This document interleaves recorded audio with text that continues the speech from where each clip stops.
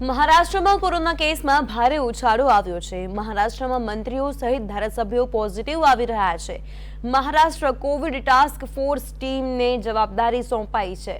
વધતા કેસને નિયંત્રણમાં લાવવા માટે પગલાં લેવામાં આવી રહ્યા છે। તો કોરોનાના કેસમાં ભારે ઉછાળો આવ્યો છે। મહારાષ્ટ્રમાં મંત્રીઓ અને ધારાસભ્યો કોરોના પોઝિટિવ આવી રહ્યા છે, ત્યારે કોવિડ ટાસ્ક ફોર્સ ટીમને જવાબદારી સોંપવામાં આવી છે।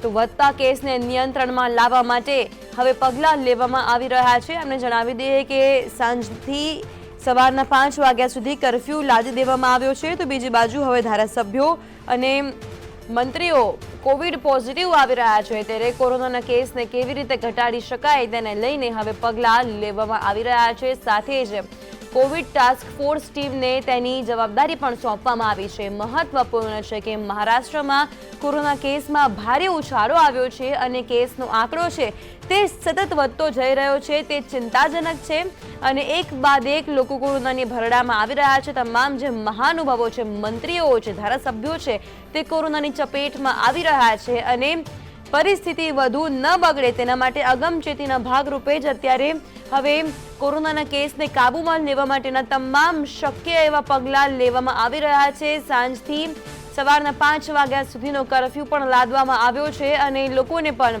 કામ સિવાય ઘરની બહાર ન નીકળવા માટેની સલાહ તંત્ર દ્વારા આપવામાં આવી રહી છે। સાથે જ માસ્ક અને સોશિયલ ડિસ્ટન્સ પણ ફરજિયાત છે અને લોકો પર નિયમોનું પાલન કરે તે અત્યારે જરૂરી બની ગયું છે, કારણ કે સાવચેતી રાખવી ખૂબ જ જરૂરી છે, કારણ કે બીજી વેવ હતી તેને કોઈ ભૂલી શક્યું નથી અને ફરી ભૂલનું પુનરાવર્તન ન થાય તે જોવું પણ જરૂરી છે અને ધ્યાન રાખવું ખૂબ જ જરૂરી છે।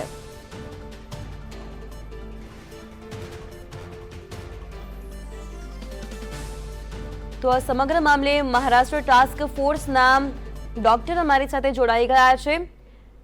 सर, आपका स्वागत है।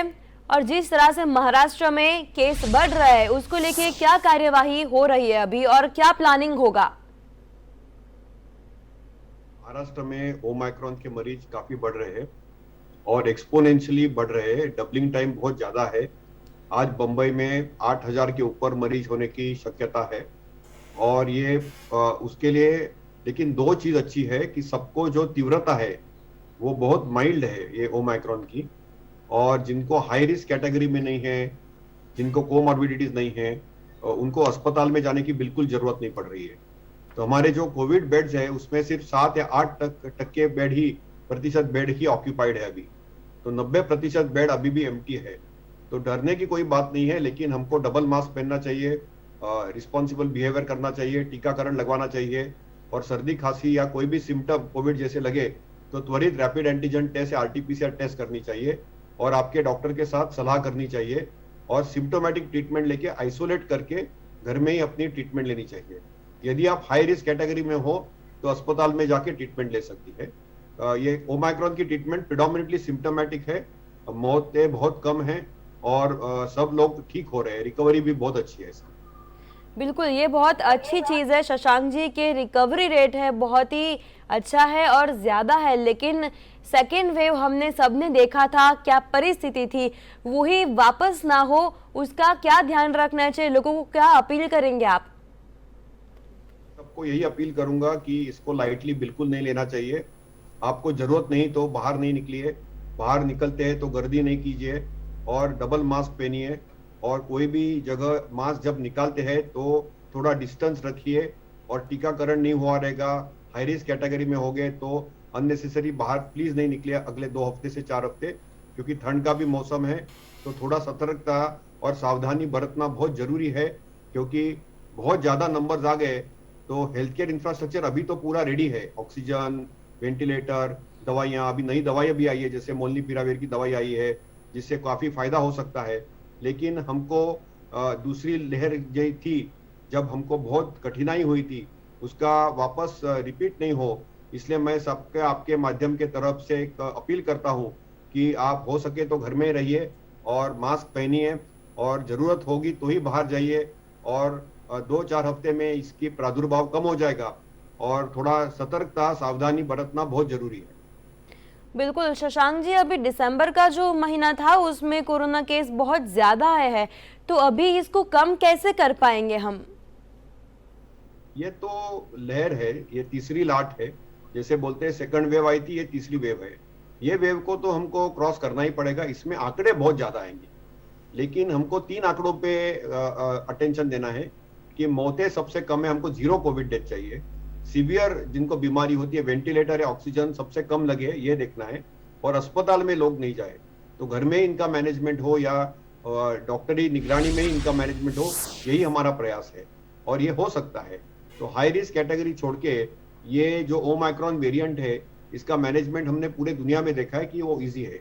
एक ही हमको डर है कि अभी भारतवंश में डेल्टा के डेरिवेटिव भी है और ओमाइक्रॉन भी है। डेल्टा जो दूसरे वेव का वेरिएंट था, वो अभी भी जानलेवा है।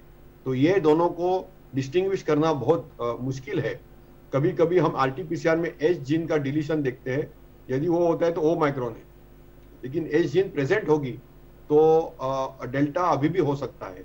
आपका स्मेल चला गया होगा, आप कोई टेस्ट चली गई होगी, तो त्वरित आपके डॉक्टर से संपर्क करना, क्योंकि वो डेल्टा वेरिएंट होने की संभावना ज्यादा है। और वो डेल्टा वेरिएंट होगा तो आपको फिर मोनोक्लोनल एंटीबॉडी जैसी दवाइयों की जरूरत भी पड़ सकती है। तो हमको क्या है कि कोविड से किसी की जान नहीं जाए, ये हमारा पहला प्रयास है। और दूसरी बात है कि किसी को भी सीवियर डिसीज या ऑक्सीजन की जरूरत नहीं पड़े। यही 2 हमारे प्रमुख लक्ष्य है। ये करंट वेव में ये वेव आएगी और ये जैसे ही दूसरी वेव गई थी वैसे भी चली जाएगी, लेकिन इसमें जान की हानि नहीं हो या लोगों को सीवियर डिसीज नहीं हो, तीव्र आजार नहीं हो, यही हमको देखना है। बिल्कुल शशांक जी, ऐसी बातें हैं और ऐसी शक्यता है कि फरवरी में ये जो केस है बहुत ही ज्यादा बढ़ सकते हैं, तो अस्पताल में क्या इसकी कोई व्यवस्था है? पूरी तैयारी है। जैसे बंबई जैसे शहर में हमने सब जंबो सेंटर हमारे एक्टिवेट कर दिए हैं, सब अस्पताल एक्टिवेट कर लिए हैं, ऑक्सीजन के पीएसए प्लांट्स एक्टिवेट कर लिए हैं। और पूरे भारतवंश में, गुजरात हो, महाराष्ट्र हो, सब जगह तैयारी पूरी हो चुकी है तीसरी वेव के लिए। बच्चों में भी होने की संभावना है, उनके लिए भी तैयारी हो चुकी है। तो दवाइयाँ हो या ऑक्सीजन रिक्वायरमेंट हो या हॉस्पिटल फैसिलिटीज हो, सब कुछ रेडी है सिस्टम की। लेकिन हमको ये नंबर्स या आंकड़े आपने जैसे बताया, 15 जनवरी से 15 फरवरी में खतरे का टाइम है, और इसलिए थोड़ा सा सावधानी और सतर्कता से हम जवाबदारी से थोड़ा हमारा कामकाज, दैनंदिन कामकाज करें तो ये हम आंकड़े कंट्रोल में रख सकते हैं। और जो हाई रिस्क कैटेगरी में लोग हैं, इनकी जानें भी हमको बचानी है और इससे हमको बाहर निकलना है ये महामारी से। बिल्कुल शशांक जी, शुक्रिया हमारे साथ बातचीत के लिए।